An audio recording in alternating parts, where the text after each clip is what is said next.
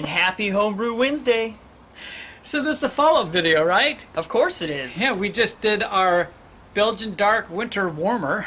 Mm-hmm. And now what? Well, we have to make it a winter warmer, or in some essence, a little bit of a Christmas ale. Yeah. So first thing we're going to be adding into our secondary, 1 cinnamon stick, and then we're also going to do a teaspoon of ground nutmeg. Yeah. Which it smells fantastic, so that'll give it a little bit of that Christmas spirit we love. And then if you watched our last video, you know that we were going to add some raisins. Mm-hmm. And then I got thinking, because we had a little party at the house, I had vanilla rum. So we decided we'd go with vanilla rum raisin, and those babies have just swollen up and soaked up that rum.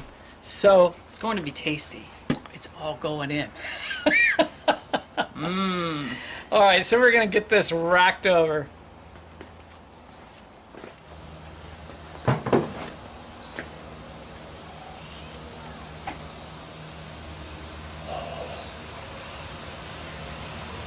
That's amazing. Whew. Lord, that is.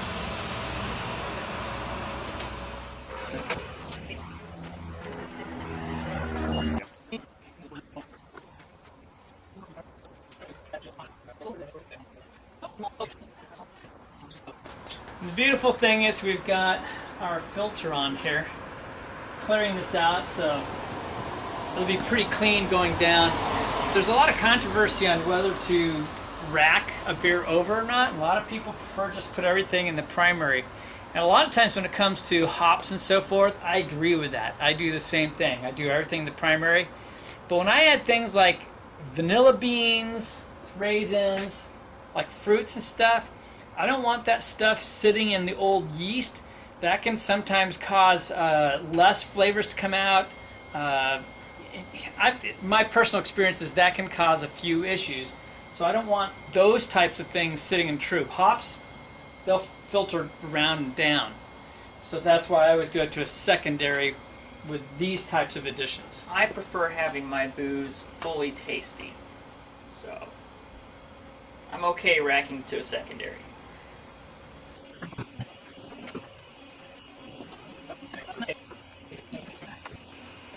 Beer.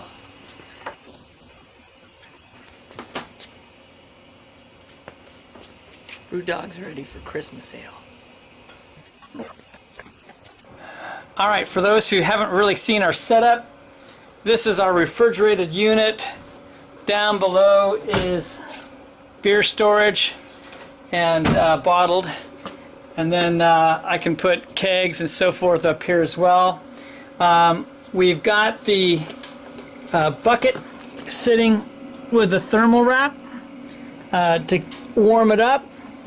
Then we've got an Inkbird, and so it's going into our thermal well right there, so it knows the actual temperature of the beer. So as the beer warms up, it's going to adjust. It's not just an exterior temperature. Then for the whole unit, we've got a Johnson A49 controller. You can see the unit itself is at 49 degrees. That's probably a lot to do with the outside temp. And then we've got an Inkbird over here, and that is just at this point just used for our heat, because we want to keep the whole thing cold, because we've got beers down below and we've got a fan that blows down there. And then for the upper area where we actually are fermenting, this is going to regulate our temperature. And you can see right now that the inkwell, or the Inkbird's telling us that the beer itself is 66 degrees, and we're trying to hold it at 67 degrees. So we're on track. All right, we thought we'd share the Imperial Red X Goulash IPA. Yes. So cheers to that. Yeah, yeah. See how it's going. What I like about this is this. Now this came out, I think, 8.5%. So we kind of went on the big side. But there's a lot of caramel to it. It certainly is somewhat malty, but I wouldn't say like an extreme malty somehow. I don't know. It's not an extreme malty. Yeah, it's a bit malty, but with a nice caramel base on it. Yeah. 100% Red X.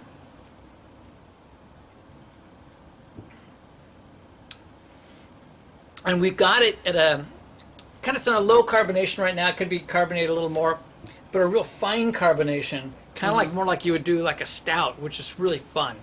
I've been sipping on this a lot. There are a lot of hops in this. What do you think about this one? Yeah, so I mean, it has a malty base, for sure, which I truly enjoy. I think with the goulash of hops, there's a bit of bitterness in there. They might have been a little bit old, so you kind of get like maybe a little bit of off flavoring from the hops. Yeah, it's just a little too bitter, too much. So we could redefine this. I think this is an excellent base. Maybe change a few things up, put some 2-row in there, so it can like attenuate down a little bit.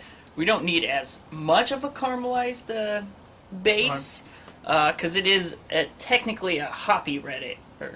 Red ale, yeah. So I think there's too much bittering hops. Again, as Christian said, these weren't fresh hops. They're ones that have been in the fridge for anywhere from 6 months to maybe 2 years.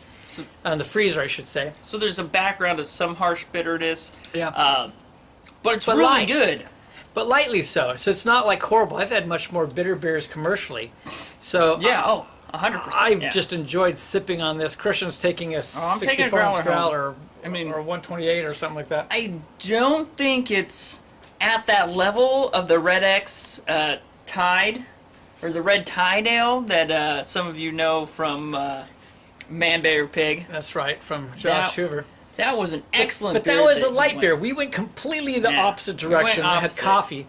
So, but you know what? I think we're going to do that. I think the next time around, we might keep as much as 80%, 75 or 80% of the Red X, and then pull in. I'd like to pull in like some Maris Otter.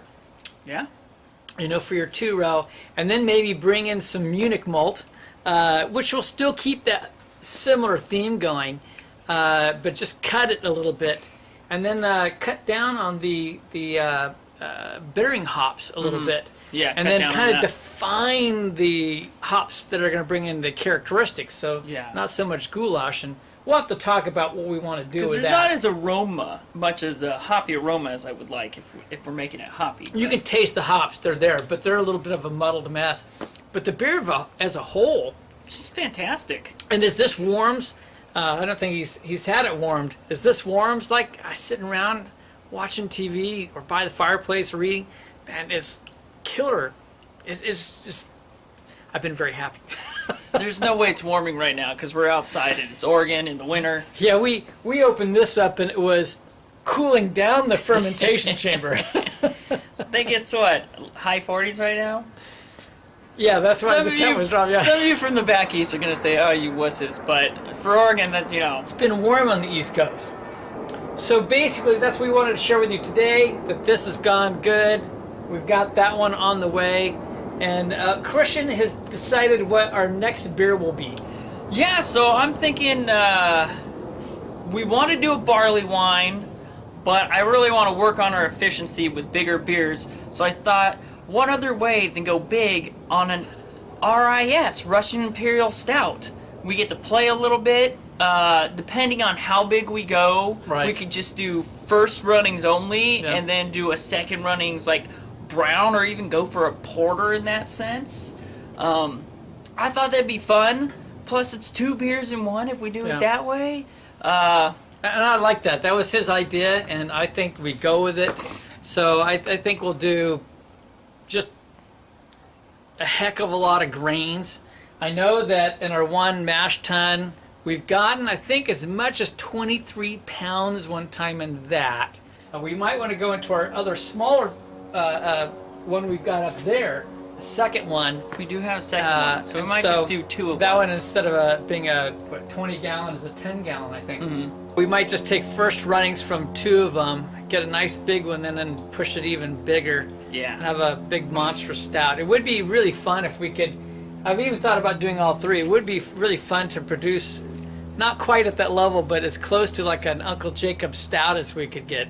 Oh, that'd be fun. Right? Get in that 15 to 16% range.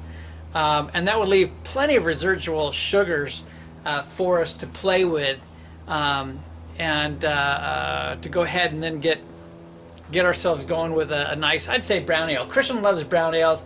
Oh, I'm not as big, but if you want to put like a vanilla bean in there, you could probably dial me in with that. I'd be down with that. I know. See, I was thinking like sessionable super hoppy brown, but we'll see. Oh, well, whatever. I can work with it. Anyway, that's what we got for you this time around. You all have a wonderful week. We're heading quickly towards Christmas. The inside of the house is seriously decorated already. But we'll catch y'all later. Cheers.